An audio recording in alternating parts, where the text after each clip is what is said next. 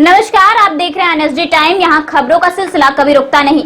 मैं शिवानी शाह हाजिर हूँ आपके सामने आज की इस खबर के साथ। गोंडा के 301 गौरा विधानसभा बमनजोत ब्लॉक से लेकर के चौराहे तक किसान यूनियन ने भारत बंद का आह्वान किया। किसान यूनियन के पदाधिकारियों ने उप जिलाधिकारी को ज्ञापन भी सौंपा है।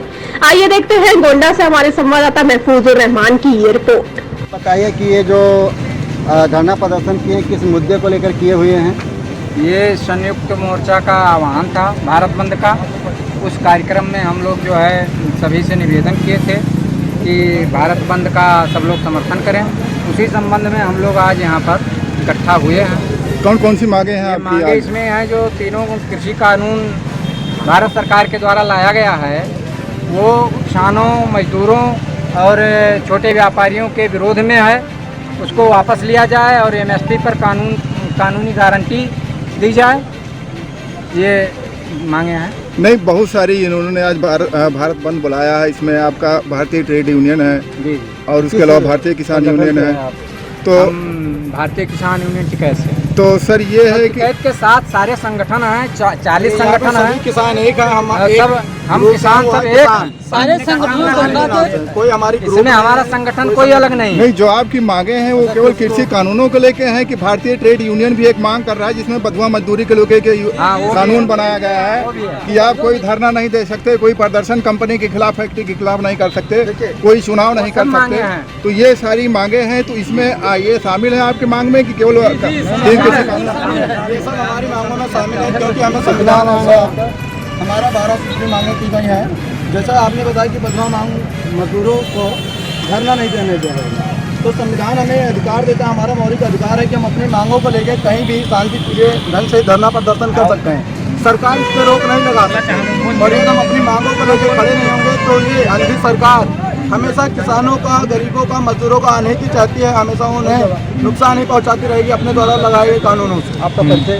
मैं दीपक वर्मा, जिलाध्यक्ष भारतीय किसान यूनियन गोंडा। सर, आप ज्ञापन दिए हैं? ये ज्ञापन नायब तहसीलदार साहब को गया है, महामहिम राजपत्र। ये सर एक और कानून सरकार लाई है, बिजली बिल 2021। इसमें क्या खामी नजर आती है, इसको क्यों वापस लिया जाए?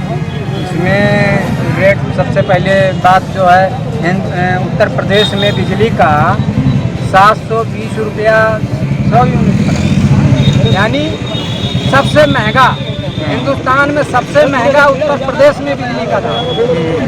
अन्य जगहों पर कहीं 185 रुपया है, कहीं 150 रुपया है, कहीं 300 तक है। यानी कुल मिला के सबसे ज्यादा महंगी यूपी में ही है। किसानों को कुछ छूट मिल रही है ना बिजली के लिए?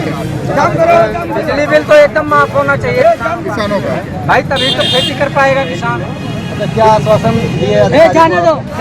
आश्वासन हम लोग राष्ट्रपति महोदय को ज्ञापन सौंप दिए हैं और अगर सरकार के द्वारा इसमें एक्शन लिया जाता है तो ठीक है, नहीं संयुक्त किसान मोर्चे का जो भी निर्देश होगा उसका पालन हम लोग करेंगे। इससे पहले कई बार भारत बंद हो चुका, आप लोग जान रहे हैं, लेकिन सरकार जो है उसको कुछ जो है सही मतलब संगीन तरीके से ले नहीं रही है। तो क्या आप आगे कार्रवाई सब भारत बंद का आह्वान ये दोबारा भी बुला सकते हैं? आपके जो भी राष्ट्रीय नेतृत्व निर्देश देगा उसका हम लोग पालन करेंगे। और चुनाव भी आने वाला है, चुनाव में अगर जो सरकारें हम लोगों की नहीं सुनती हैं वो जाहिर सी बात है हट जाती है। चाहे जिसकी सरकार रही हो आज तक, जो किसानों से उलझा है उसकी सरकार बच नहीं पाई।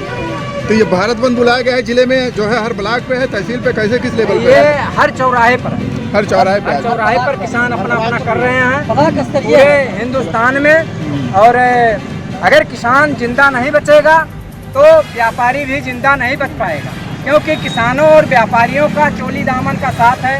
किसान और व्यापारी, मजदूर सब तीनों एक दूसरे से जुड़े हुए हैं। अगर एक भी इसमें से खत्म हुआ तो तीनों खत्म हो जाएंगे। ये बातें हैं। और मेरा परिचय है वर्तमान प्रदेश सचिव किशन बिहारी वर्मा, उत्तर प्रदेश। अच्छा, इसमें किसान यूनियन के अलावा कोई पार्टी, राजनीतिक पार्टी भी साथ दे रही है? नहीं,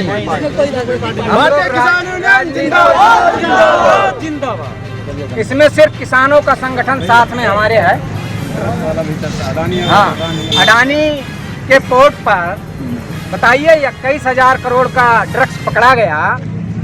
सवाल यह है कि अगर अडानी जैसे लोगों के पोट पर पकड़ा जा रहा है। तो अडानी को रेलवे बेच रही है सरकार, पोर्ट बेच रही है, तमाम निजीकरण कर रही है और खेत भी उनको देने के उसमें है। तो जब ये देशद्रोही, ऐसे देशद्रोही को ये हिंदुस्तान के किसानों का खेत सौंपने जा रहे हैं, तो हम लोगों को तो बचाने का काम करे सरकार। ये सभी जनता इसके लिए आंदोलन करेगी और ऐसे देशद्रोही से जो भी इनको दिया गया है वो सब वापस लिया जाए। इस कड़ी में बस इतना ही। ताजा तरीन खबरों के लिए बने रहिए एनएसडी टाइम्स के साथ। मुझे दीजिए इजाजत, नमस्कार। एनएसडी टाइम्स के लेटेस्ट खबरों से अप टू डेट रहने के लिए चैनल को लाइक करें, शेयर करें, सब्सक्राइब करें और अंत में बेल आइकन दबाना ना भूलें।